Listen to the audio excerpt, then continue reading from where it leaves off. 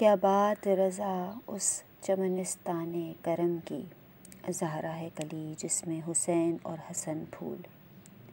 لسان العرب میں زہرا کے معنی ہیں چمکتا موتی، یعنی بہت خوبصورت کلی،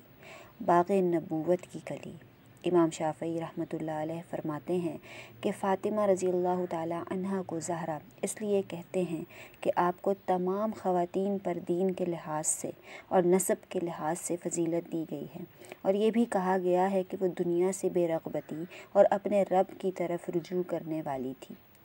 یہ وہ کلی ہے جس کی خوشبو کو سجدہ کرتی ہیں خود بہاریں، یہ وہ ستارہ ہے جس سے روشن ہیں آسماں کی راہ گزاریں۔ رسول اکرم صلی اللہ علیہ وآلہ وسلم نے فرمایا، میں جب بھی جنت کی خوشبو کا مشتاق ہوتا ہوں تو فاطمہ رضی اللہ تعالی عنہا سے اس خوشبو کو سونگھتا ہوں۔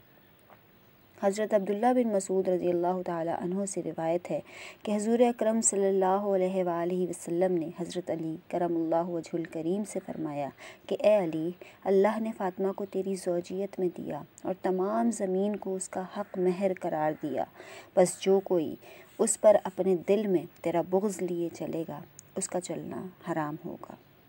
حضرت فاطمہ الزہرا رضی اللہ تعالی عنہا 20 جمادی الثانی بروز جمعہ مکہ مکرمہ میں پیدا ہوئیں، اور آقا علیہ الصلاۃ والسلام کی وفات کے کچھ ماہ بعد ہی آپ اس دنیا سے پردہ فرما گئیں۔